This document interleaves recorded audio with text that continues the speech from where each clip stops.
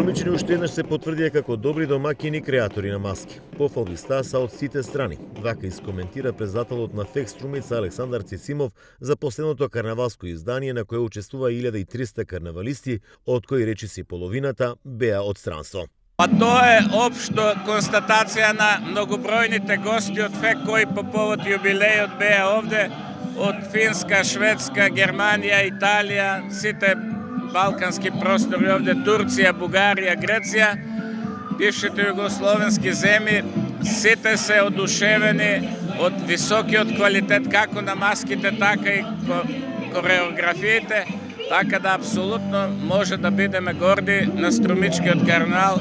Тој навистина го заслужува епитетот Струмичко чудо.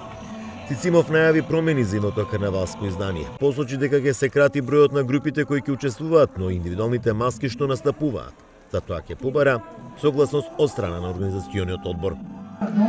Може би треба да размислиме околу концепцијата, може би е веќе време традиционалните маски да ги тргнеме на некој начин од карнавалот кој веќе доби своја физономија, значи посветена на младите армасани девојки, што е и базата на нашиот карнавал.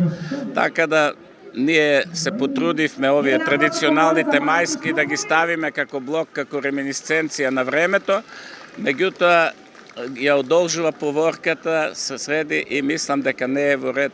Така да треба наредната година околу таа концепција да размислиме и можеби да го намалиме бројот на групите, бидејќи студеното време некаде до бројот 40 групи да биде максимумот. Струмичкиот карнавал ќе трае до среда. Општина Струмица за негова реализација додели 65.000 евра, а 25.000 Министерството за култура. Струмичкиот карнавал пари и поддршка доби од повеќе фирми во вид на спонзорства и донации.